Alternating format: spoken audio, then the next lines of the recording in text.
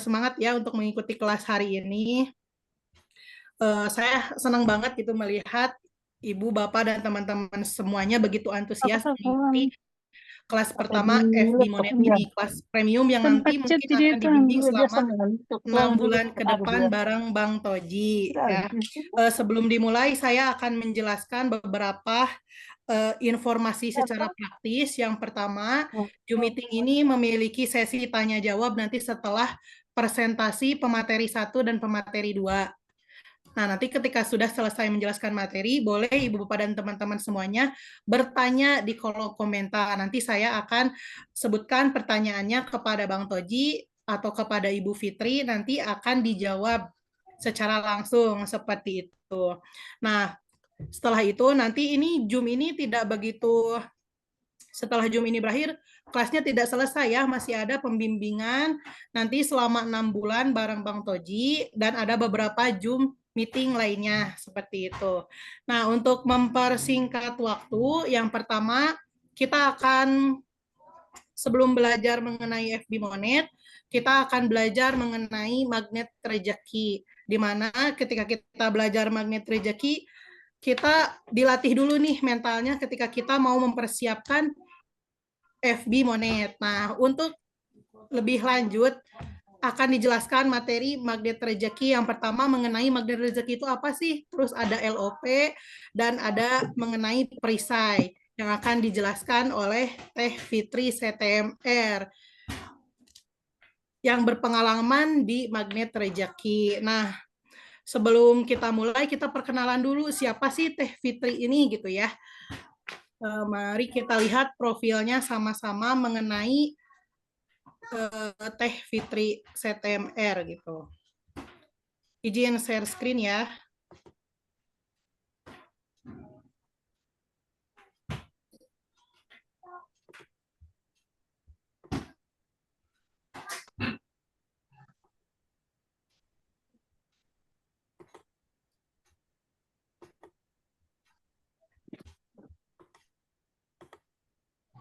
Hmm.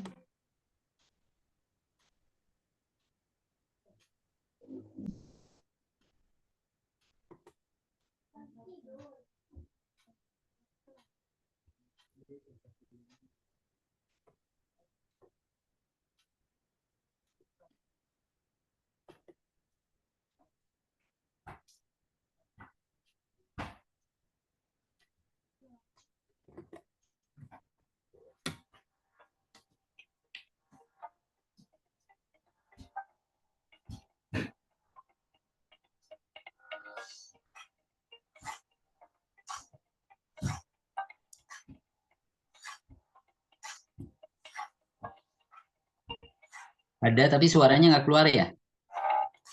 Suaranya keluar. Tapi untuk kampanye profilnya ada nggak? Fotonya ada, bacain aja. Oh, ada, bacain aja ya. Saya Fitri CTMR, owner dari HDG Team ya, yang mengikuti beberapa kegiatan aktif. Merupakan ketua dari Segar. Segar itu adalah Sinegritas Travel Agent Garut. Nah, ini adalah kegiatan-kegiatan yang dilakukan oleh Bu Fitri. Bu Fitri juga merupakan sekretaris IKADAM Garut, Ikatan Alumni Darul Akrom.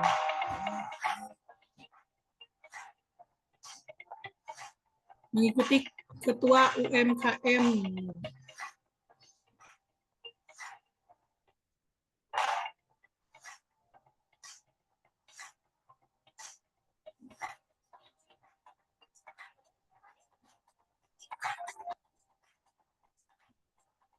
Nah, ini beberapa kegiatan ketika Bu Fitri sedang ada di lapangan.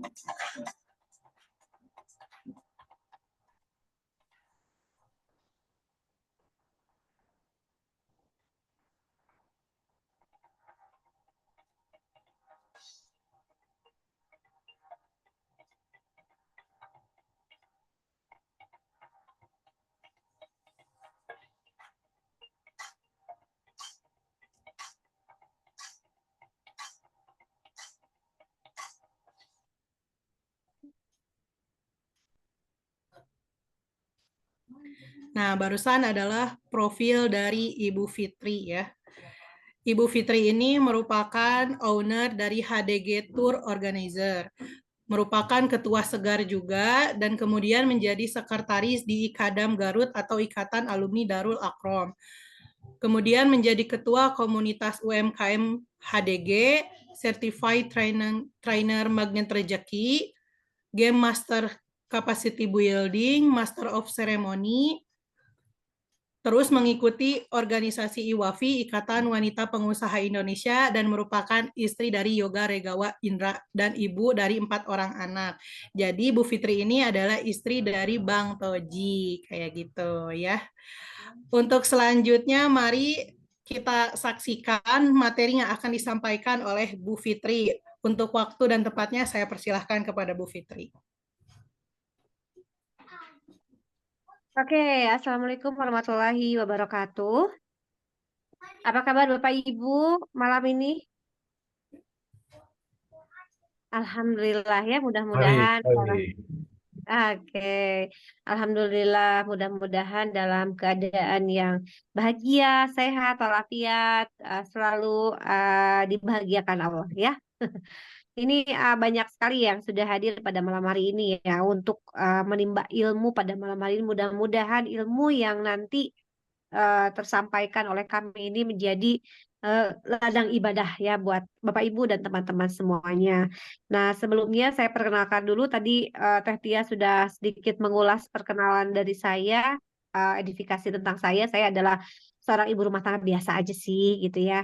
Saya Teh Fitri STMR. Kenapa STMR? Karena dalam syiar dari Magnet Rezeki ini harus sudah mempunyai certified trainer Magnet Rezeki. Dan kapasitas saya di sini adalah sebagai trainer dari Magnet Rezeki. Kenapa harus ada bahasan Magnet Rezeki? Karena nanti ada kaitannya dengan materi-materi dari Bang Toji ya. Nah, Bapak Ibu, untuk dari materi Magnet Rezeki kali ini silahkan Teh Tia untuk ini ya, untuk share materi yang akan disampaikan, karena materi ini akan menentukan nanti Bapak Ibu teman-teman semuanya dalam menjalankan gitu kan, menjalankan aktivitasnya untuk proses monetisasi ini. Nah, apa itu magnet rezeki? Nah, ada yang tahu nggak magnet itu apa? Magnet itu seperti besi berani ya, besi berani gitu. Magnet itu besi berani. Ketika sebuah magnet disimpan, benda-benda di sekelilingnya itu akan tertarik gitu. Seperti hanya besi, sendok, kunci gitu kan, yang memang materialnya sama dengan magnet tersebut. Nah, jadi satu frekuensi gitu ya materialnya. Nah, oke, nah, apa itu magnet rezeki? Ya, magnet rezeki itu adalah penarik rezeki. Nah, dan rezeki itu bisa bermacam-macam. Nah, ada kisah di surat Ali Imran ayat 37 sampai dengan 39. Di sini diceritakan tentang Nabi Zakaria. Nabi Zakaria itu sedang mengunjungi mihrabnya Siti Maryam. Nah, Nabi Zakaria itu kan seorang nabi ya, mengunjungi mihrab Siti Maryam dan mendapati di sana ada makanan. Ada makanan, buah-buahan dan lain sebagainya kan. Bertanya-tanya Nabi Zakaria. Nabi Zakaria itu seorang nabi bertanya kepada Siti Maryam yang bukan nabi. Hai Maryam, kenapa kok banyak sekali makanan gitu? Kok banyak sekali makanan gitu di mihrab kamu gitu. Lalu Maryam menjawab, makanan ini dari Allah gitu, dari sisi Allah. Sesungguhnya Allah memberi rezeki kepada siapa yang dikehendakinya tanpa hisab. Ini ada di ayat 37 surat Ali Imran. Nah, kemudian selanjutnya di ayat selanjutnya Nabi Zakaria itu bertanya gitu kan.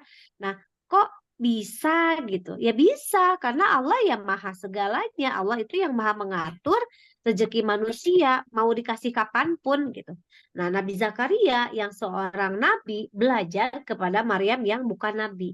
Nah, kira-kira kita ini manusia nabi atau bukan? Bukan kan? Kita itu adalah manusia biasa. Kita manusia biasa, bukan nabi. Nah, di surat 37 ayat 37 surat Ali Imran itu Allah jelas-jelas gitu ya di dalam kisah Nabi Zakaria dan Siti Maryam. Di situ jelas Allah memberikan makanan tanpa hisab. Jadi Maryam itu pada saat itu belum ada GoFood, belum ada apa namanya makanan siap saji, dan tiba-tiba di mejanya itu sudah banyak makanan. Nah, akhirnya Nabi Zakaria belajarlah kepada Siti Maryam yang bukan nabi. Seorang nabi saja mau belajar sama orang biasa bagaimana cara mendapatkan rezeki tanpa hisab. Bayangkan, tanpa harus berusaha dulu. Nah, jadi sebetulnya cara mencari rezeki itu bermacam-macam. Ada orang yang mencari rezeki harus bekerja dulu. Ada orang yang harus berdagang dulu. Ada orang yang harus mungkin ya dalam hal ini dalam pejuang monet membuat konten-konten yang banyak dulu gitu. Nah, tapi persoalannya apakah Allah memberikan rezeki itu hanya pada orang yang bekerja, yang giat membuat konten, yang banyak gitu jam tayangnya, atau orang yang memang Allah izinkan memang untuk kontennya itu menjadi sebuah konten yang bisa menghasilkan dolar. Kan kita nggak pernah tahu, hanya Allah kan yang punya hak prerogatif untuk memberikan dolarnya pada konten mana aja. Nah, begitupun dengan Nabi Zakaria. Akhirnya Nabi Zakaria belajarlah sama Maryam yang orang biasa bagaimana cara mendapatkan rezeki tanpa hisab. Dan itu karena kita orang biasa, kita pun punya bakat untuk Allah berikan rezekinya tanpa hisab. Gitu. Dan akhirnya singkat cerita Nabi Zakaria itu mempunyai keajaiban karena Nabi Zakaria itu kan sudah tua dan mandul gitu, dan mandul. Tidak mungkinlah secara kedokteran itu Nabi Zakaria itu punya anak. Tapi Allah memberikan keajaibannya, memberikan rezekinya tanpa hisab dengan memberikan seorang anak bernama Yahya di ayat berikutnya ya. Nah, di ayat berikutnya dijelaskan ya bahwa ya Tuhanku, berilah aku dari sisi Engkau seorang anak yang baik. Sesungguhnya Engkau Maha pendengar doa. Gitu. Kemudian malaikat Jibril memanggil Zakaria sehingga sedang ia tengah berdiri melakukan sholat di mihrabnya. Nah, katanya sesungguhnya Allah menggembirakan kamu dengan kelahiran seorang putramu Yahya. Dan cerita dalam Al-Quran ini untuk apa sebetulnya Allah kisahkan, Allah tuliskan dalam Quran? Sebetulnya cerita-cerita dalam Al-Quran ini untuk kita praktekkan, bukan hanya kita baca, bukan hanya kita dengar. Selama ini orang itu lebih fokus untuk membaca Quran. Bahkan bacaan itu sampai orang itu ibaratnya berlomba-lomba gitu kan. Ada lomba tilawatil Quran. Padahal kalau mau ya lomba bagaimana cara mempraktekkan ayat-ayat Al-Quran, itu baru keren gitu. Karena ayat-ayat Al-Quran ini dibuat untuk kita praktekkan. Jadi Nabi Zakaria belajar dari Maryam, akhirnya bisa alhamdulillah Allah kasih keajaiban seorang putra bernama Yahya. Padahal Nabi Zakaria itu mandul dan sudah tua, tidak mungkin punya anak gitu. Dan itu tadi untuk apa kisah keajaiban diceritakan dalam Al-Quran? Untuk kita praktekkan bahwa kita adalah manusia biasa yang bisa mendapatkan keajaiban dari Allah, bisa mendapatkan rezeki tanpa hisab, gitu. Oke, selanjutnya. Nah, Bapak Ibu, ini juga di ayat yang lain ada cerita tentang Nabi Sulaiman. Nah, di sini, hai pembesar, siapakah Raja Sulaiman nih sedang berbicara ya. Siapakah di antara kamu sekalian yang sanggup membawa singgasananya kepadaku sebelum mereka datang kepadaku sebagai orang-orang yang berserah diri. Dan berkatalah ada jin ifrit di sana yang cerdik gitu ya, yang berasal dari golongan jin. Aku akan datang kepadamu dengan membawa singgasana itu kepadamu sebelum kamu sendiri berdiri di tempat dudukmu. Jadi ada jin ifrit yang menerima tantangan itu gitu. Sesungguhnya aku benar-benar kuat nih, karena jin ifrit itu sombong gitu ya, ngerasa bisa gitu. Jadi sampai saya akan berikan sebelum kamu berdiri dari tempat dudukmu. Dan kemudian di ayat selanjutnya, nah, di ayat selanjutnya juga ada cerita ada seorang biasa ya, Lanjut, lanjut, Neng. Ya, di ayat selanjutnya, oke. Berkatalah seorang yang mempunyai ilmu dari Alkitab. Ini seorang yang mempunyai ilmu itu adalah orang biasa-biasa aja, bukan jin, bukan malaikat, bukan nabi, tapi orang biasa yang mempunyai ilmu dari kitab, dari Al-Quran. Ini ya, aku akan membawa singgasana itu kepadamu sebelum matamu berkedip. Maka tatkala Sulaiman melihat singgasana itu terletak di hadapannya, ia pun berkata, ini termasuk karunia Tuhanku untuk mencoba apakah aku bersyukur atau aku mengingkari. Dan barang siapa yang bersyukur, maka sesungguhnya dia bersyukur untuk dirinya sendiri. Dan barang siapa yang ingkar, maka sesungguhnya Tuhanku maha kaya lagi maha mulia. Jadi seorang biasa saja bisa memindahkan singgasana Raja Sulaiman sebelum mata berkedip gitu. Masih jauh di bawah jin ifrit. Kita kan manusia biasa. Sangat memungkinkan mendapatkan rezeki di bawah sekedip mata kalau Allah izinkan. Kalau Allah izinkan. Nah, itulah makanya kenapa kita harus menjadi magnet rezeki. Kita harus bisa menjadi pribadi yang bisa itu tadi ajaib. Tiba-tiba konten kita meledak, tiba-tiba jam tayang kita banyak gitu kan, dan lain sebagainya. Wah, Masya Allah ya, luar biasa. Oke, selanjutnya. Oke, lanjut saja ke bawah. Lanjut saja ke bawah. Terus, lanjut saja ke bawah. Lanjut. Oke, dan Magnet Rezeki ini adalah ada sebuah bukunya. Bukunya itu bestseller 6 tahun berturut-turut. Nah, nanti Bapak Ibu teman-teman semuanya untuk mempelajari ilmu Magnet Rezeki bagaimana menjadi pribadi yang menjadi magnet itu bisa dengan membeli bukunya ya. Dan buku ini sudah 6 tahun berturut-turut menjadi buku motivasi terlaris ya se-Indonesia gitu. Buku spiritual ya. Oke, selanjutnya. Nah, kita sekilas saja ya pengenalan dari magnet rezeki. Kenapa kita adalah pribadi-pribadi yang memang harus menjadi magnet dalam kehidupan kita. Karena ya rezeki itu akan mendekati orang-orang yang memang satu frekuensi dengan rezeki itu. Gitu. Nah, bagaimana kita bisa menyamakan frekuensi dengan rezeki? Bagaimana kita bisa menyamakan frekuensi dengan dolar-dolar yang akan cair nanti? Gitu. Oke, selanjutnya.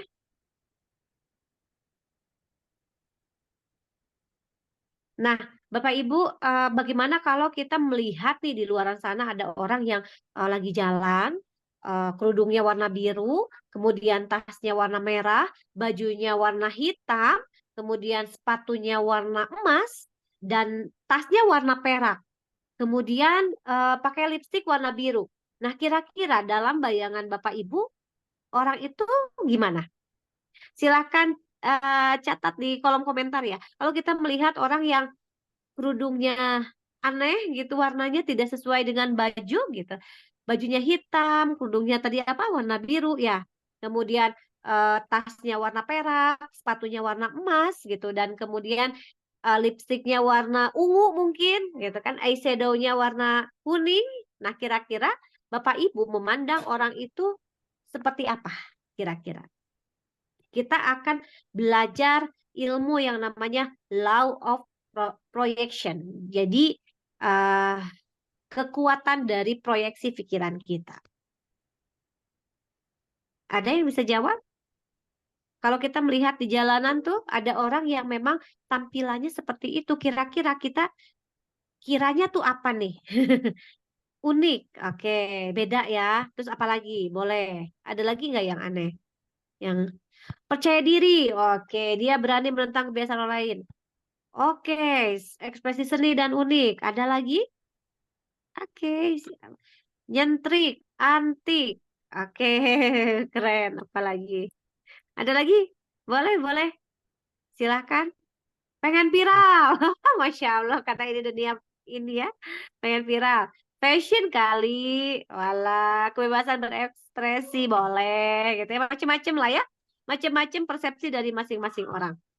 Dan Bapak Ibu, diibaratkan sebuah laptop itu adalah otak kita. Nah, otak kita itu ternyata setiap hari menerima 2 juta informasi per detik. Bayangkan per detik kita menerima 2 juta informasi. Kenapa bisa 2 juta? Karena ketika kita bangun saja kita sudah melihat ada bantal, ada guling, ada selimut, ada TV mungkin, kemudian ada anak kita, ada tangan, ada kulit, ada baju, ada segala macam. 2 juta informasi itu masuk ke dalam otak kita, dalam hal ini laptop ya, otak kita. Dan kemudian tersaring menjadi 60.000 pikiran. Nah, 60.000 pikiran ini yang membuat nasib kita saat ini ya. Nah, oke. Nah, sebelumnya kita ini nih belajar dulu tadi LOP dulu ya, LOP dulu. Nah, jadi Bapak Ibu semuanya harus berhati-hati dengan pikiran karena pikiran itu akan menentukan nasib kita. Kita harus menyaring pikiran yang baik-baik saja karena itu akan menentukan perisai yang ada dalam diri kita, perisai rezeki. Nah, oke, selanjutnya, nah perisai rezeki itu apa? Nah, kita harus mengenali dulu. Kita harus kenali dulu nih, apa itu perisai rezeki? Jangan-jangan kita belum monet-monet itu karena kita masih mempunyai perisai. Jangan-jangan kita belum monet itu karena memang masih banyak hal yang memang belum kita niatkan benar gitu. Kita bikin konten ya hanya semata-mata ingin cuan. Kita bikin konten fokusnya dolar. Padahal sebetulnya kalau kita mau, kita harus buka dulu perisainya. Jadi kesalahan-kesalahan apa, dosa-dosa apa yang sudah kita lakukan agar kita bisa lancar nanti untuk bisa monetisasinya. Nah, perisai rezeki itu apa? Nah, Bapak Ibu, sebetulnya Allah itu kasih rezeki itu bagaikan air bah. Ya, bagaikan air bah turun dari langit itu tak tertahankan. Hanya saja ada beberapa orang yang memang memasang perisai. Jadi tidak semuanya kebagian. Ada yang mungkin pada saat cair itu hanya dapat 1 juta. Ada mungkin yang pada saat cair itu mendapat 100.000 malah. Atau bahkan pada saat cair itu mendapatkan bisa 30 juta bahkan sampai ratusan juta. Orang itu beda-beda. Kenapa bisa beda gitu kan? Siapa di sini yang mau uang banyak? Pasti semua mau. Pasti semua mau uang banyak gitu kan. Nah, itu tadi, tapi tidak semuanya sama Allah kasih karena banyak orang yang memasang perisai gitu. Nah, pasti banyak orang yang memasang perisai gitu sehingga tidak semuanya mendapatkan air, tidak semuanya basah. Ada yang mungkin dapatnya UMR, ada mungkin yang dapatnya ya cuma 500.000 gitu. Dan di Al-Qur'an itu ada kira-kira Bapak Ibu tahu nggak di surat dan ayat berapa Allah menjanjikan uang banyak? Nah, di surat berapa nih kira-kira dan ayat berapa? Allah kira-kira janji nggak sih ngasih uang sama kita? Kan kita tadi mau uang banyak ya. Kita cairnya mau banyak gitu. Nah, kira-kira di ayat dan di surat dan ayat berapa Allah menjanjikan uang banyak? Nah, Bapak Ibu, ini ada ada ayat, ada surat di mana di sini Allah benar-benar menjanjikan kita mendapatkan uang yang banyak. Nah, Bapak Ibu, nah Allah itu sebetulnya menjanjikan kita, hanya kita nggak tahu. Karena kita nggak baca, kita nggak praktekkan. Di surat Nuh ya, surat Nuh ayat 10-14. Ini dan membanyakkan harta dan anak-anakmu. Nah, kemudian mengadakan untukmu kebun-kebun dan mengadakan pula di dalamnya untukmu sungai-sungai. Nah, Masya Allah ya luar biasa. Sebetulnya Allah menjanjikan. Nah, ayat selanjutnya. Nah, kita aja nggak sadar gitu. Allah itu sebetulnya menjanjikan akan memberikan harta. Bagaimana caranya? Katanya. Allah dijelaskan di ayat atasnya, yaitu ayat ke-10. Nah, di ayat ke-10, maka aku katakan kepada mereka, mohonlah ampun kepada Tuhanmu. Sesungguhnya dia adalah Maha Pengampun. Jadi, mohon ampun dulu. Kata Allah, baru Allah kasih hartanya, baru Allah kasih anak-anaknya. Anak-anak di sini bisa jadi bukan anak biologis kita, tapi anak-anak cabang. Atau mungkin kita punya beberapa akun halaman yang tadinya cuma satu akun halaman kita yang monet, tiba-tiba Allah kasih anak-anak lainnya, akun-akun lainnya juga jadi monetisasi gitu kan. Nah, bagaimana caranya? ya mohon ampun dulu sama Allah gitu. Ya Allah, aku bikin konten ini hanya untuk beribadah. Ya Allah, aku minta ampun. Ya Allah, aku banyak dosa. Gitu. Nah, Allah nanti ketika sudah membuka perisai kita sudah tahu di mana, Allah akan mudahkan nanti akun-akun lain juga akan monet gitu. Nah, kemudian di ayat selanjutnya, niscaya dia akan mengirimkan hujan kepadamu dengan sangat lebat. Ketika kita sudah minta ampun sama Allah. Kita sudah tahu letak dosa kita di mana, baik dosa secara teknis ataupun dosa-dosa kita pada saat pribadi, tentunya dosa sendiri gitu. Kita sudah paham di mana letak dosa kita. Allah janji akan mengirimkan hujan kepadamu dengan lebat dan membanyakkan harta dan anak-anakmu dan mengadakan untukmu kebun-kebun dan juga sungai-sungai. Nah, jadi Allah udah janji gitu. Minta ampun sama aku kasih kau harta, anak-anak, kebun-kebun, sungai-sungai.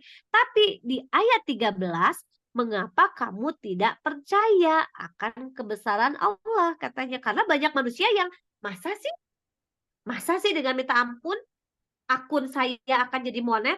Masa sih dengan minta ampun, apa hubungannya, apa korelasinya dosa saya dengan dosa pribadi saya dengan halaman yang sedang saya kerjakan di Facebook gitu. Itu ada hubungannya gitu karena sama-sama energi. Ketika kita melakukan dosa itu adalah energi. Dan akun halaman kita buat akun halaman dan kita mengerjakan konten-konten itu juga energi. Jadi nyambung. Nah, di ayat yang 14, padahal dia sesungguhnya telah menciptakan kamu dalam beberapa tingkatan kejadian katanya. Jadi simple sebetulnya. Nah, ya. Nah, air yang berlimpah turun dari atas ke bawah pasti semuanya basah tapi tidak ada semua mendapatkan airnya. Kenapa ya? Orang-orang yang memasang perisai tadi gitu. Dan bagaimana cara mendapatkan airnya ya dengan bertaubat. Buka perisainya. Di Magnet Rezeki itu ada apa ya? Ada gerakannya. Buka perisainya. Perisainya adalah dosa-dosa kita secara kita personal loh. Bapak Ibu, mau Bapak Ibu sekarang belajar teknis secara dasar teknis dari bagaimana menjemput jam tayang, bagaimana akun-akun dan konten-konten kita menjadi konten-konten yang banyak jam tayangnya dan lain sebagainya ya. Kembali ke diri sendiri, harus bisa membuka perisai dan harus menyadari bahwa perisai kita adalah dosa. Dosa-dosa kita di masa yang lalu dan dosa-dosa kita yang sekarang gitu. Perisai rezeki itu kan ingin buang uang banyak ya gitu kan. Kita itu kan ingin uang banyak, berarti buka perisainya. Buka dong perisainya, jadi bongkar apa yang jadi dosa-dosa kita selama ini. Kenapa disebut perisai dan bukan penghalang? Karena seringkali kita mencintai dosa kita dan merasa itu bermanfaat. Padahal dia adalah penghalang dari rezeki. Bapak Ibu, mulai dari sekarang apapun kontennya, yang penting adalah konten yang bermanfaat untuk banyak orang. Jangan sampai kontennya yang akan menjadi perisai. Nah, itu harus hati-hati juga gitu kan. Karena bisa jadi kita itu mencintai suatu hal padahal itu adalah perisai kita. Nah, saya doakan semua Bapak Ibu yang ada di sini konten-kontennya itu bermanfaat bagi orang banyak. Mau konten masak ya, masaknya di situ bermanfaat. Mau konten nyanyi, nyanyinya bikin happy. Mau konten komedi, niatnya untuk bahagiain orang gitu kan. Nah, seperti hanya ada kisah nenek yang memang pergi umroh 10.000 ya dengan 10.000. Nah, jadi si nenek ini kan tahu lahan basah. Nah, tadi yang kisah nenek ya, kisah nenek itu tahu lahan basah bagaimana dia bisa mendapatkan uang dengan gampang. Pergilah ke pengajian salah satu ustadz yang selalu mempromosikan sedekah ya. Sehingga si nenek itu berpikir bahwa ketika ustadz ini berbicara di satu masjid, itu akan banyak orang yang mempraktekkan sedekah. Akhirnya si nenek itu menunggulah di luar masjid untuk menunggu orang-orang yang beres ngaji dan kasihlah uang gitu, untuk praktek sedekah. Nah, 1-2 minggu atau 3 minggu gitu ya, si nenek itu gitu banyak sekali pendapatannya. Karena begitu bubar, orang-orang itu kan jadi ngasih gitu kan, ngasih ini sedekah, ada nenek-nenek gitu rentak gitu ya, minta-minta. Tapi apakah itu bukan dosa yang si nenek lakukan? Dosa, karena si nenek meminta-minta. Akhirnya suatu saat ada orang yang ngasih tahu Ustadz, "Ustadz, itu di luaran kok ada nenek-nenek yang tiap Ustadz ngisi kajian, si nenek pasti sudah standby." Jadi sengaja banget si nenek itu dikasih ingin dikasih sedekah gitu. Nah, akhirnya si Ustadz ngobrol lah sama si nenek, "Nenek, nih nenek ini berdosa loh seperti ini. Kenapa nenek gak ikut pengajian?" "Iya Ustadz, ini saya gimana ya gitu, saya kan profesi saya begini." "Ya sudah, nenek berhenti ya. Nenek berhenti minta-minta sama jamaah saya. Tapi nenek saya kasih uang 300.000 katanya gitu. Yang 240.000-nya silahkan nenek bagikan ke teman-teman nenek yang butuh. Kalau bintang dosa nggak teh?" katanya. Kalau bintang dosa nggak teh?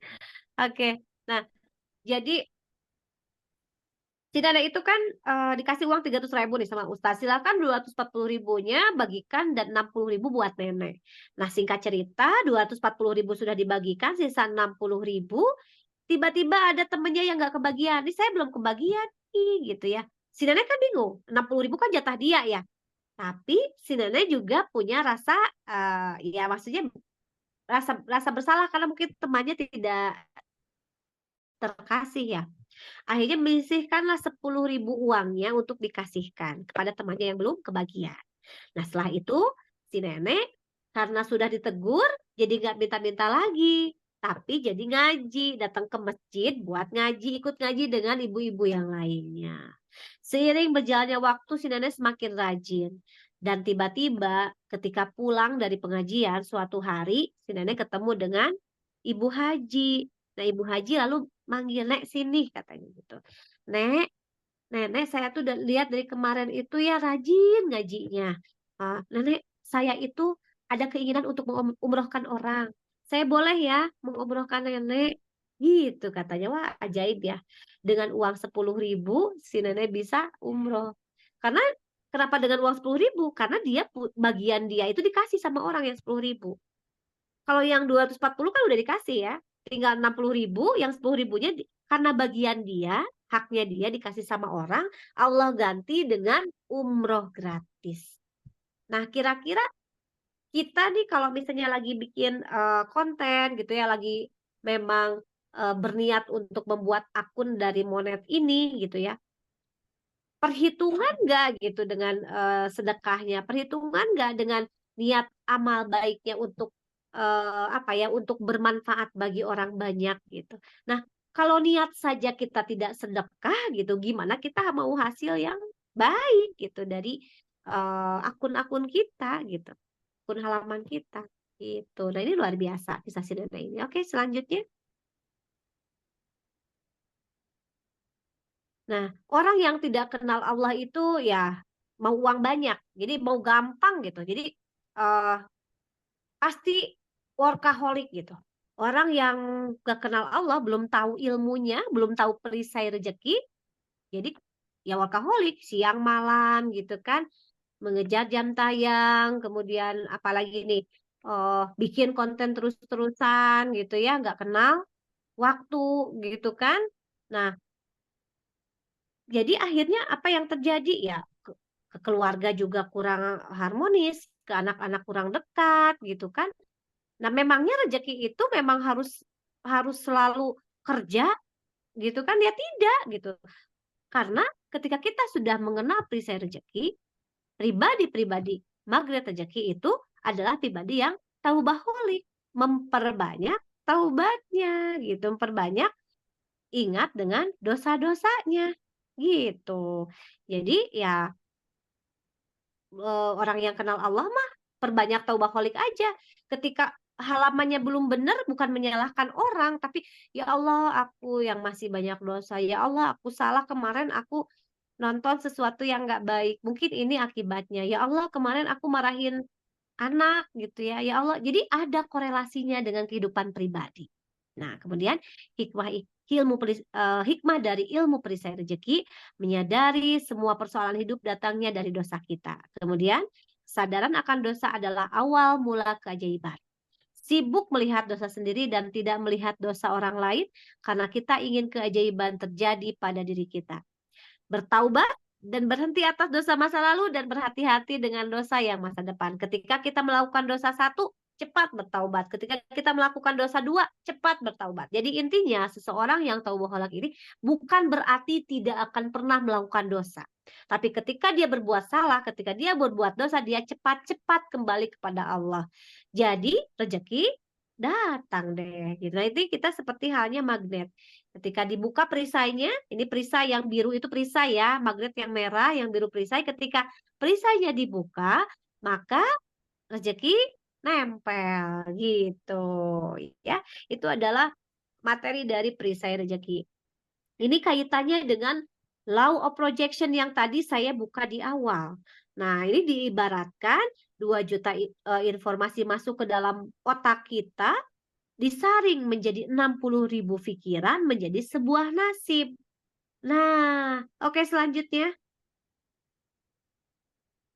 Nah, jadi ada sistem dunia bawah sadar atau dunia kuantum yang semua mengalami.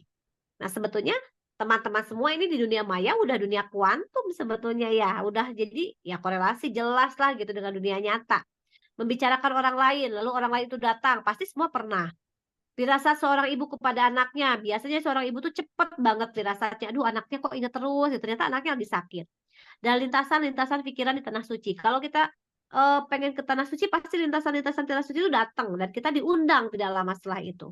Nah, ada sistem kerja di dunia bawah sadar yang bernama dunia kuantum. Nah, kalau dunia realita itu yang kelihatan. Ya, misalnya ada meja, ada kursi gitu ya, kumpulan-kumpulan dari manusia gitu, benda-benda di dunia itu adalah dunia realita. Tapi ada dunia kuantum, dunia yang ada tapi tidak kelihatan. Dunia yang ada terasa tapi tidak kelihatan. Nah, kita para sebetulnya orang-orang yang bekerja di online di dunia maya itu bekerja di dunia kuantum. Raga kita ini nyata, realita. Tapi sebetulnya kita bekerja di dunia kuantum. Ketika kita membuat konten untuk bisa menjadi dolar di dunia maya, kalau kita iringi dengan doa, kalau kita iringi dengan dunia kuantum kita yang bagus, itu akan bisa jadi viral, akan jadi cuan gitu. Nah, dunia kuantumnya yang harus dikencangkan. Dan umat muslim itu selama ini punya dunia kuantum. Dalam dunia kuantum itu semua satu sama terhubung. Kita ini seperti halnya gini, dunia kuantum itu kan yang tidak kelihatan lah. Sinyal, listrik, itu kan nggak kelihatan ya. Kemudian yang tadi dulu. Sinyal, listrik, kemudian dan di dalam dunia kuantum itu semua satu sama terhubung. Ya kan listrik terhubung meskipun nggak kelihatan kan, tapi kan terasa ada kan. Kita bisa nelpon lewat handphone nggak ada kabel loh. Seluruh Indonesia bahkan sedunia tuh bisa nyambung karena ada apa? Ada dunia kuantum, satu sama terhubung. Kita dari seluruh Indonesia ini bisa nyambung pakai Zoom. Kita nggak ada kabel, mana ada, nggak ada kabel. Ada yang pakai handphone, pakai laptop. Tapi seluruh Indonesia nyambung. Karena apa? Ada dunia kuantum. Menjadikan satu sama terhubung kita dalam satu tempat, dalam sebuah Zoom. Oke, selanjutnya. Dan Bapak Ibu, kalau keajaiban itu terjadi di dunia kuantum. Jangan heran dunia barat itu sekarang sedang meneliti dunia kuantum. Pernah lihat film Ant-Man? Kalau Bapak Ibu nih cari-cari searching film, silakan film Ant-Man. Karena film Ant-Man itu berdasarkan penelitian dari seorang ahli fisika ya di barat sana, meneliti dunia kuantum. Jadi ketika si Ant-Man yang mengecil gitu ya masuk ke dunia kuantum, di situ tenang, damai gitu ya, tidak ada suara-suara gitu kan. Nah, kita umat muslim sebetulnya sudah punya dunia kuantum. Apa tuh? Nah, kalau orang muslim ya, punten kalau di sini ada yang enggak, ada yang non muslim. Kalau orang muslim itu ada yang namanya sholat. Sholat itu menghubungkan kita dengan dunia kuantum. Nah, dunia kuantum itu adalah dunia yang memang tidak terlihat tapi terasa. Nah, ini adalah energi ya. Ada dunia kenyataan, benda gitu kan, molekul, alam semakin bawah, kuanta, energi, super energi itu semakin gak kelihatan.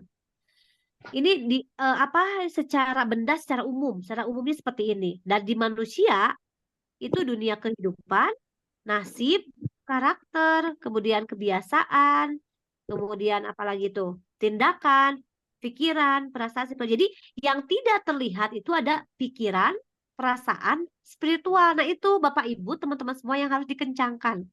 Karena pikiran itu setara dengan kuanta.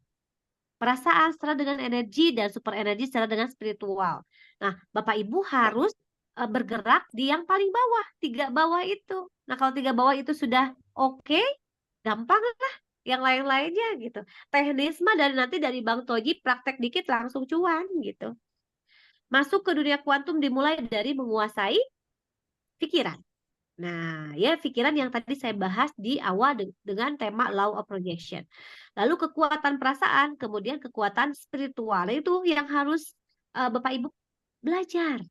Belajar bagaimana menguasai pikiran, lalu perasaan dan kekuatan spiritual. Kalau kita tidak bisa mengendalikan pikiran, perasaan, apalagi spiritual, ya sudah, jangan harap bisa mendapatkan rezeki.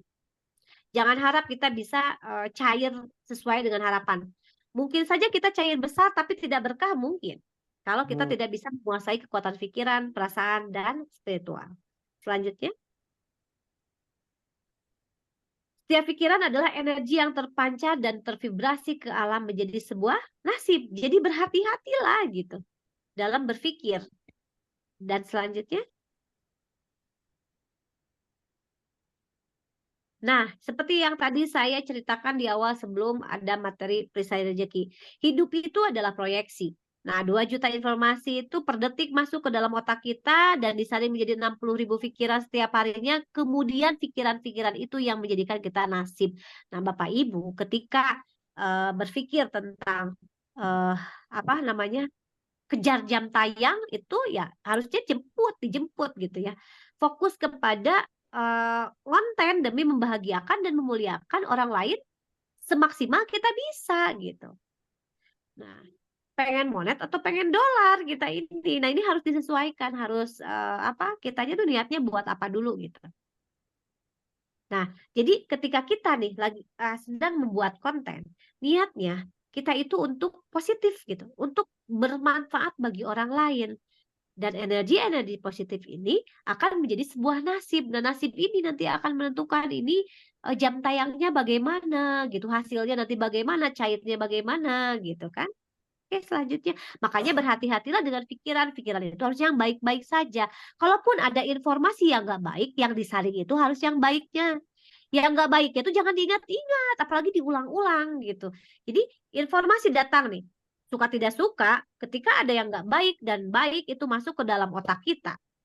Dalam hal ini mungkin laptop ya, disaring menjadi 60.000 pikiran oleh proyektor, kemudian di layar muncullah sebuah nasib. Nah, makanya berhati-hatilah dengan pikiran. Ketika ada 2 juta informasi masuk ke dalam otak kita, kita saring yang baik-baik saja. Itu kan informasi ada yang nggak baik ya, ada yang negatif, ada yang positif, ada sakit hati, ada yang nggak benar. Kita saring menjadi yang positif saja yang diambil. Itu yang akan menjadi nasib kita. Dan kekuatan pikiran itu adalah rahasia kekayaan adalah menguasai kekuatan pikiran. Akal kita berpikir 60.000 pikiran setiap harinya. Pikiran ada yang positif dan tidak positif. Dan setiap pikiran itu adalah doa. Semua doa dikabulkan oleh Allah tentunya dengan izin Allah. Baik yang positif ataupun yang negatif.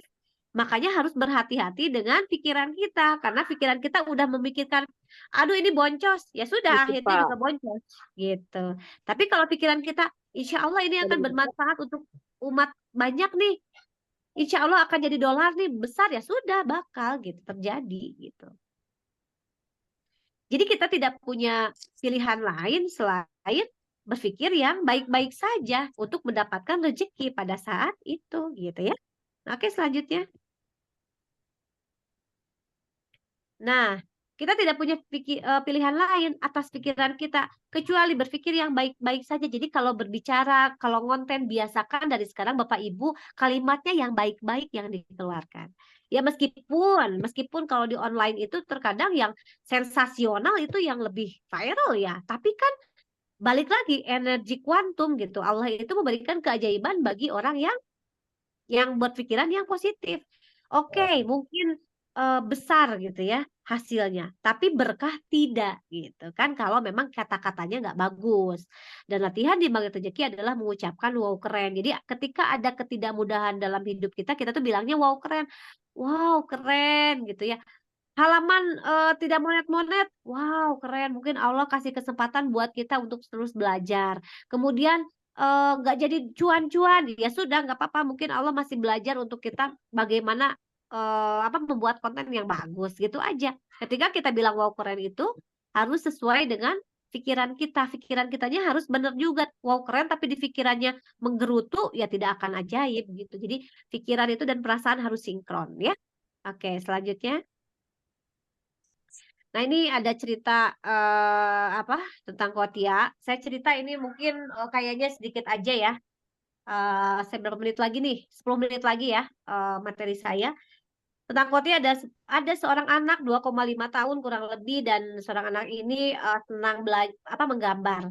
Nah, suatu saat Kotia ini datanglah ke garasi ayahnya dan melihat mobil ayahnya itu putih, bersih dan Kotia seketika berinisiatif untuk menggambar di mobil ayahnya dengan paku karena menurut Kotia itu akan sangat mengasihkan gitu kan. Nah, akhirnya ya Kotia menggambarlah di mobil ayahnya dengan senang hati, sret gitu ya. Akhirnya ya jadilah sebuah gambar menurut Kotia yang memang gambar yang keren gitu. Nah, tiba-tiba ayahnya masuk gitu. Ayahnya masuk ke garasi dan melihat mobilnya tercoret-coret dengan paku. Apa yang terjadi? Ayahnya mengambil penggaris besi dan memukul anaknya, memukul tangannya dengan penggaris besi. Bayangkan Bapak Ibu, Kotia 2,5 tahun masih kecil dan senang menggambar, ayahnya memukul tangannya tanpa belas kasihan. Anak tidak tahu untung, ini ayah beli mahal mobilnya gitu. Dan kamu coret-coret pakai paku, ini ayah gimana gitu dan lain sebagainya. Akhirnya yang Kotia karena anak kecil cuma bisa menangis. Singkat cerita, Kotia jadi gak sehat, jadi sakit ya, gak sehat, akhirnya ya sakit lah gitu. Yang merawatnya babysitternya karena ayah ibunya bekerja keluar kota. Dan seminggu kemudian tangannya itu membengkak. Infeksi ternyata Kotia. Ayahnya telepon oleh babysitter sambil nangis dan, "Pak, ini Kotia, Pak. Kenapa ini Kotia infeksi?" Wah, dibawalah ke dokter dan apa kata dokter ketika ayah ibunya mengantarkan Kotia ke dokter? "Maaf, Pak, Bu, ini anak sudah infeksinya terlalu tidak ringan sehingga harus diamputasi." Bayangkan kalau itu terjadi pada anak kita, Bapak Ibu. Akhirnya bapaknya tidak punya pilihan selain mau amputasi tangan anaknya. Ketika anaknya bangun, Kotia hanya bisa menangis. "Ayah, kenapa ini tangan Kotia nggak ada?" "Ayah, Kotia akan nurut sama ayah. Nggak akan mencoret-coret lagi mobil, ayah. Tapi kembalikan tangan Kotia. Kembalikan tangan Kotia." Kira-kira Bapak Ibu, ketika itu terjadi pada anak Bapak Ibu, sanggup tidak untuk tidak menahan tangisnya di rumah sakit? Nangis kejer Bapak Ibu kalau kayak gitu. Tangan Bapak Ibu diamputasi oleh Bapak Ibu sendiri. Tangan anak Bapak Ibu diamputasi oleh Bapak Ibu sendiri. Nah, itu yang terjadi saat ini di realita di kita ini. Kita mengamputasi impian-impian kita. Kita mengamputasi hal-hal yang sebetulnya baik untuk kita gitu. Untuk anak kita, untuk suami kita, untuk banyak hal gitu ya. Gagal. Itu Karena yang terjadi di kehidupan. Ya, gimana? Itu yang terjadi di kehidupan. Sebetulnya kita sudah mengamputasi harapan, impian, hajat kita sebelum kita berusaha. Jadi belum apa-apa kita sudah merasa, nggak mungkin. Kita sudah merasa insecure. Kita sudah merasa nggak yakin gitu. Kita sudah mengamputasi impian-impian kita sebetulnya. Secara tidak sengaja kita sudah mengamputasi impian kita. Oke, selanjutnya. Lagi bikin daftar rezeki. Oke, baik. Selanjutnya, silakan. Maaf buat ibu atau bapak yang on audio ya, mohon di mute dulu Habis dia suaranya bilang kita karena itu Ibu Fitri bukan sedang hanya dari segi menjelaskan harta ilmu yang kita mengenai bikin, magnet tapi rezeki. dari segi pikiran tak, perasaan tak, masih suka jengkel-jengkelan enggak dengan orang, masih suka emosi-emosian enggak. Ya, Bu? Betul, betul. Masih suka jengkel. Ya benar, Bu. Itu tidak Betul-betul. mudah. Tidak mudah, kita latihan. Kita latihan ya. Ya, kita latihan nih bareng-bareng karena mengubah sorry, tadi balik lagi ke atas. Oke, kita latihan ya. Kita latihan Bapak Ibu semuanya. Jengkel, kesel itu sebetulnya menghalangi dari rezeki-rezeki kita gitu kan. Nah, oke, sip. Ke atas dulu tadi, balik lagi ke yang tadi. Slide-nya yang tadi, punten. Oke, ke bawah sekarang setelah kotia. Nah, ini mengubah nasib dimulai dari mengucapkan wow keren. Jadi Bapak Ibu apapun yang terjadi, misal jam tayangnya belum bagus, monetnya belum monet juga, ya sudah, wow keren nih, gitu kan kita harus banyak belajar lagi nih, wow keren, saya harus banyak apa namanya tuh minta ampun nih sama Allah nih, kayaknya saya ada yang salah nih, gitu. Kemudian kayaknya saya banyak dosa aja nih masih gitu. Jadi ininya nggak naik-naik nih, gitu kan? Ya itu aja. Simple, santai gitu, tidak perlu menyalahkan keadaan, tidak perlu menyalahkan orang gitu ya. Oke, selanjutnya. Nah, ini menggunakan LOP ini harus harus bijak juga gitu ya. Ke bawah lagi. Nah, ini Anda adalah makhluk ajaib. Jadi karena datang dari surga ya, seperti halnya cerita Nabi Adam. Oke. Nah, kemudian saat semua pikiran sudah baik, maka LOP kita hajat, keinginan, impian, harapan seperti biji tanaman yang jatuh di tanah yang subur. Jadi kalau Bapak Ibu sudah eh, pikiran, spiritual, perasaannya itu positif, jadi impian, keinginan, harapan kita itu seperti halnya ya jatuh di tempat yang subur, akan terjadi gitu. Jadi pohonnya akan besar dan berbuah. Tapi kalau pikiran kitanya masih nggak positif, masih apa sih gitu kan, terus negatif thinking gitu kan, ya sudah hasilnya pun tidak akan sesuai dengan keinginan dan hajat kita gitu. Oke, selanjutnya. Nah, ini sebelum kita kenal magnet rezeki, pikiran kita kan negatif terus gitu. Kita itu seperti hanya menjatuhkan impian harapan kita di tanah yang tandus sehingga pohonnya tidak berkembang. Tapi ketika kita sudah mengenal ilmu magnet rezeki, pikiran, hajat, impian kita masuk di tanah yang subur sehingga impian kita terwujud. Kita membuat kontennya happy, niatnya nanti cuannya untuk memuliakan, membahagiakan anak istri gitu kan.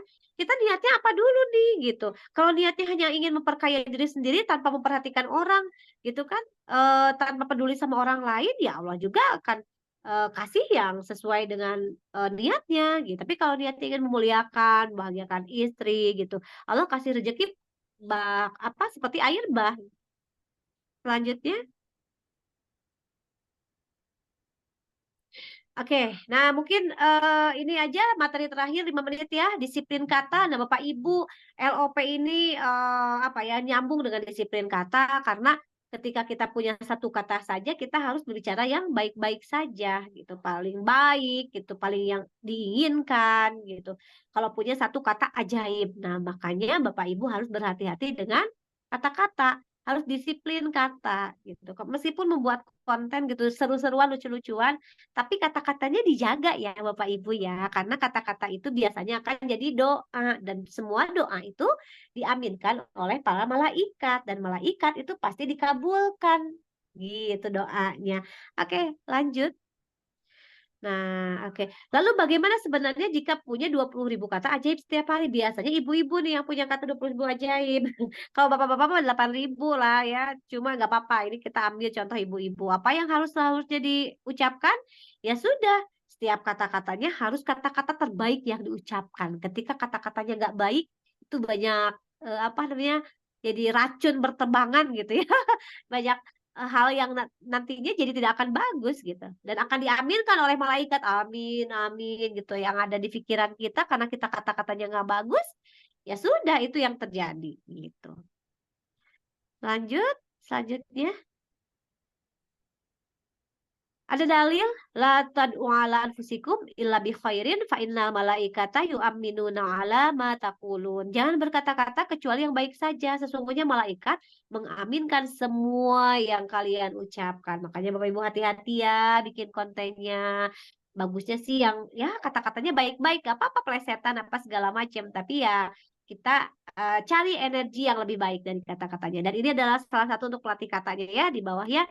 Contoh nih, kayak kita lagi ngobrol aja, kita lagi ngobrol sama saudara, sama teman, sama keluarga, kita mulai berlatih kata-katanya, karena kata-kata itu yang akan jadi doa. Misal sulit dirubah menjadi tidak mudah. Kemudian berat dirubah menjadi tidak ringan, karena malaikat itu tidak bisa membaca kata tidak, sehingga ujungnya itu harus bagus. Sulit tidak mudah, berat tidak ringan, kemudian miskin belum kaya, sakit kurang sehat, benci tidak senang, kemudian salah tidak tepat, kemudian lupa tidak ingat, kemudian gagal belum berhasil. Nah, kalau negatif berarti ya positif, belum positif ya, belum positif. Kemudian masalah diganti. Ketika kita lagi ngobrol nih sama orang, aduh aku punya masalah nih. Nah, kalau masalah itu kan nggak ada jawaban, ganti dengan persoalan. Aku punya persoalan nih, karena setiap soal itu pasti ada jawabannya. Kemudian rugi, belum beruntung. Nah, nanti ganti kalau misalnya teman-teman nih masih belum cuan, aduh ini kenapa ya boncos terus. Nah, itu ganti kata-katanya. Oh ya Allah, ini dolarnya belum ini ya, belum dahsyat ya. Nanti malaikat akan mengaminkan kata dahsyatnya gitu. Jadi kata berenergi rendah diganti ke berenergi tinggi. Nah, itu Bapak Ibu bisa memilih kata-kata yang terbaiknya. Nah, ini ada salah satu contoh dari kata-kata ya. Oke, silakan. Ini ada contoh dari kata-kata bagaimana Bapak Ibu bisa membedakan gitu, membedakan ya. Melatih doa harian. Nih, kata-kata yang pertama seperti ini. Hari ini di kantor parah banget, banyak orang nyebelin yang bikin gue bete sepanjang hari. Udah gitu bos pakai marah-marah lagi, padahal dia sendiri yang salah. Jalanan juga macet ampun-ampunan. Akhirnya kerjaan gue berantakan. Pengennya sih gue kabur dari perusahaan bobrok begini, tapi mau gimana lagi, gue kejebak di sini. Nah, kira-kira Bapak Ibu dengan membaca dan mendengar kata-kata ini enak gak ke telinganya? Kalau saya sih nggak nyaman ya. Saya nggak nyaman gitu, saya bacanya juga aneh gitu. Nah, kita tingkatkan energinya nih, kata-katanya diganti gitu kan, tingkatkan energinya. Hari ini di kantor gak nyaman sekali untuk saya. Banyak orang yang tidak membuat saya nyaman sepanjang hari. Bos juga begitu, dia lagi kurang mood, padahal dia juga yang tidak tepat merespon laporan saya. Jalanan tidak lancar, akhirnya kerjaan saya jadi nggak selesai. Ininya sih saya cari pekerjaan yang lain, tapi belum dapat gantinya. Ini kira-kira dibanding yang satu, enak mana? Enak yang ini ya? Kalau kita lihat nih, bandingin yang sama yang satu tadi, tentu enak yang ini. Tapi ada kata-kata yang lebih dahsyat yang mengundang keajaiban. Nah, ini yang doa yang ketiga nih. Nah, ini melatih ya, kita melatih hari yang ketiga. Hari ini dahsyat banget. Orang-orang di sekeliling aku seperti suplai energi yang luar biasa untuk kesuksesan aku. Bos juga keren. Pokoknya tinggi suara dikit tapi rendah pas aku respon dengan positif. Jalanan penuh.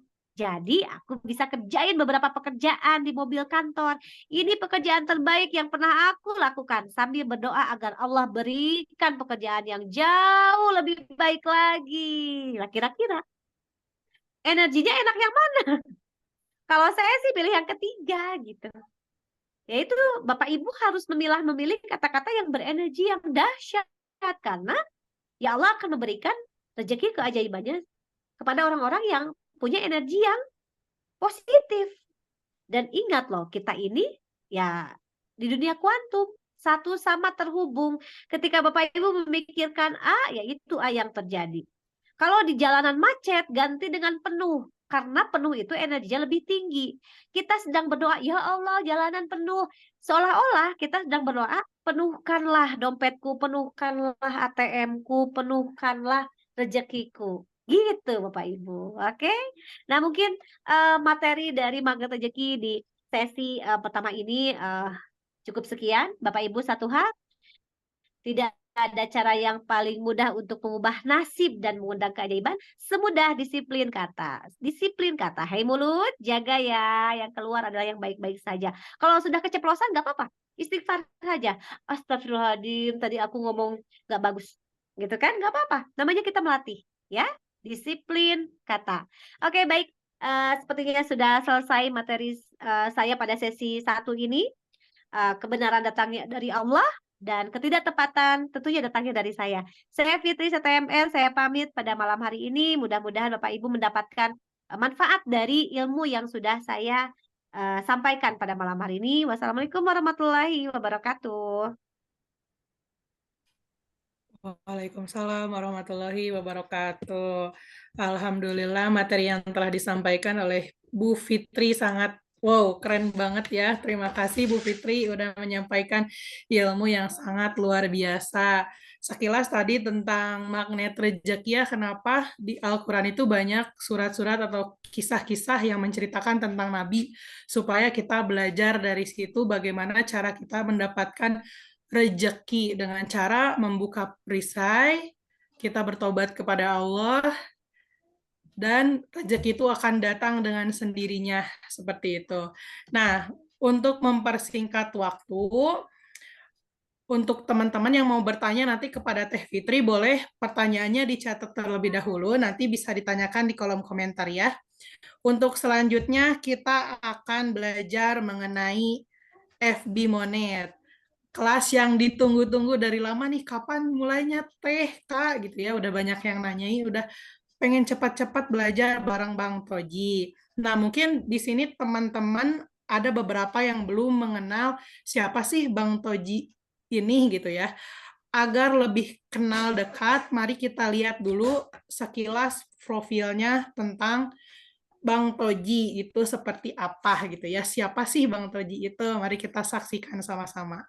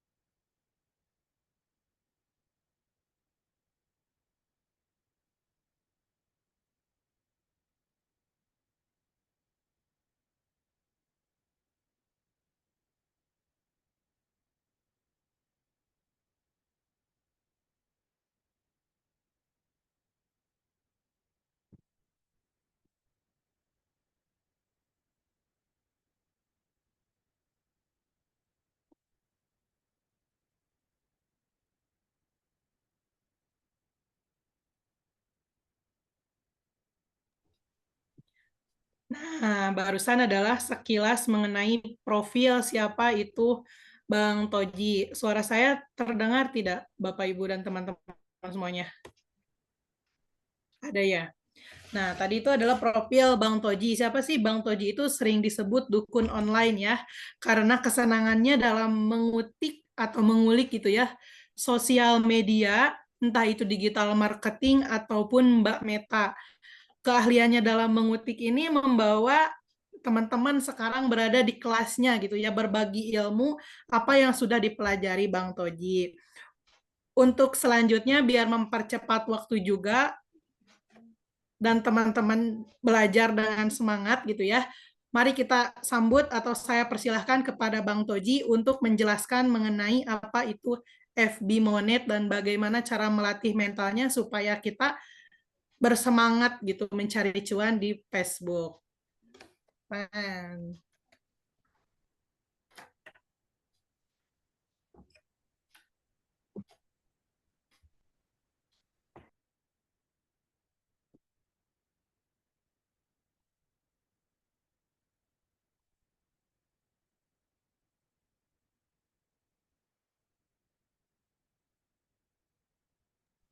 Bentar sebentar.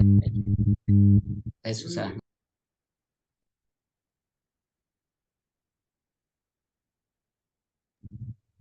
Oke. Karena kebetulan bertiga ini posisinya saling berjauhan ya. Saya lagi berdekatan dengan Bu Fitri ini terpisah jarak dan waktu, dengan Bu Tia juga cukup jauh posisinya. Jadi ada apa? Ada beberapa kesalahan teknis mungkin yang mudah-mudahan teman-teman bisa memaafkan kekurangan-kekurangan kita dalam melaksanakan Zoom yang pertama kali ini. Memang di pertemuan pertama kali ini, saya minta komentarnya saja dulu. Suara saya cukup jelas nggak? Tulis di komentar aja, satu dua orang aja. Suara saya cukup jelas nggak?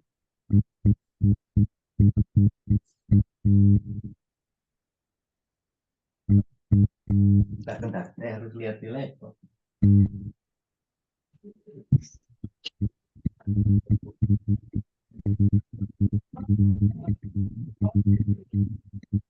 Saya jelas nggak? Ini baru sampai ngecat. Masih ada laptop saya lagi rekam di ini.